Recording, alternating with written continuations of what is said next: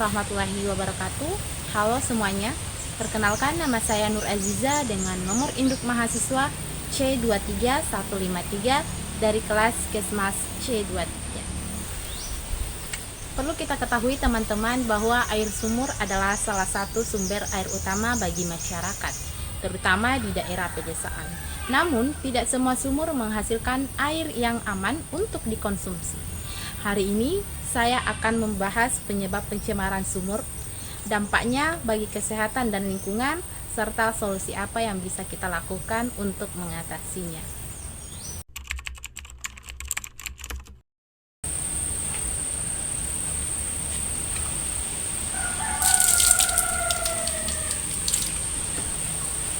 Sekilas, air di sumur ini tampak jernih, tetapi jika dicium lebih dekat, tercium bau yang tidak sedap. Nah, banyak orang berpikir bahwa selama air jernih, maka itu berarti bersih. Sumur ini berada di area kebun yang penuh dengan pepohonan. Kondisi ini ternyata bisa menjadi salah satu penyebab pencemaran air sumur. Kenapa? Alasan yang pertama yaitu daun-daun yang gugur dan membusuk di sekitar sumur bisa menghasilkan zat organik seperti humus yang larut ke dalam air dan tanah dan meresap ke dalam air sumur. Nah, zat organik ini bisa menjadi sumber bau. Terus alasan yang kedua yaitu akar pohon yang masuk terlalu dekat ke dinding sumur juga bisa menjadi penyebab kontaminasi.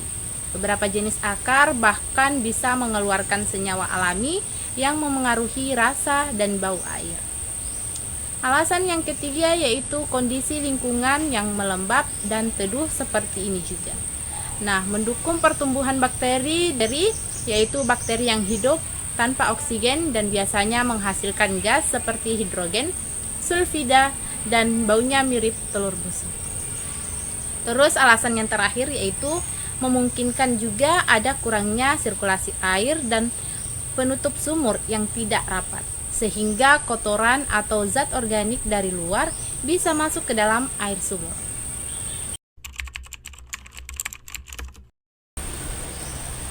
Lalu, apa dampaknya jika air ini digunakan dalam kehidupan sehari-hari? Adapun yang pertama, dampak bagi kesehatan manusia.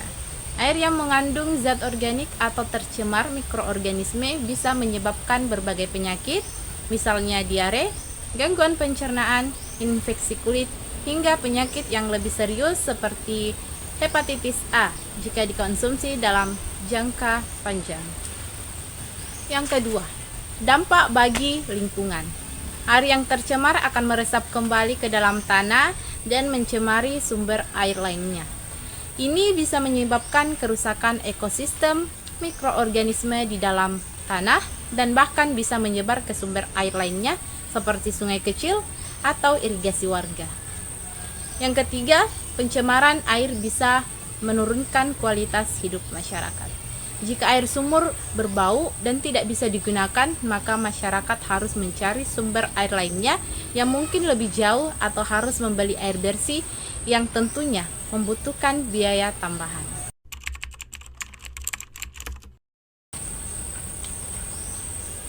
Lalu, bagaimana solusi untuk mengatasi dan mencegah sumur agar tidak tercemar seperti ini? Yang pertama yaitu perhatikan kebersihan lingkungan sekitar sumur. Rajin membersihkan daun-daun yang jatuh, menghindari penanaman pohon besar terlalu dekat dengan sumur, dan jangan buang limbah rumah tangga sembarangan di sekitar area sumur. Yang kedua yaitu membuat penutup sumur yang baik, rapat, dan yang penting agar tidak ada benda asing, hewan kecil, atau air hujan yang membawa kotoran masuk ke dalam sumur. Tetapi, jika siang hari, alangkah baiknya penutup sumur dibuka agar terkena sinar matahari. Yang ketiga, pasang filter air. Filter seperti karbon aktif atau biofilter dapat membantu menyaring zat organik dan mengurangi bau air. Yang keempat, yaitu melakukan pengecekan air secara berkala. Air sumur seperti diuji setidaknya sekali dalam beberapa bulan, terutama jika mulai tercium bau atau berubah rasa. Dan yang terakhir, tak kalah penting, yaitu sosialisasi dan edukasi kepada masyarakat sekitar. Banyak orang belum menyadari bahwa sumur yang tampak bersih pun bisa tercemar. Jadi, edukasi tentang sanitasi dan perawatan sumur ini sangat penting. Itulah penjelasan saya mengenai pencemaran sumur yang terjadi di lingkungan ini. Semoga dengan video ini kita bisa lebih sadar dan peduli terhadap kebersihan dan keamanan sumber air kita. Karena menjaga air bersih itu berarti menjaga kesehatan dan masa depan. Terima kasih sudah menonton. Saya pamit undur diri.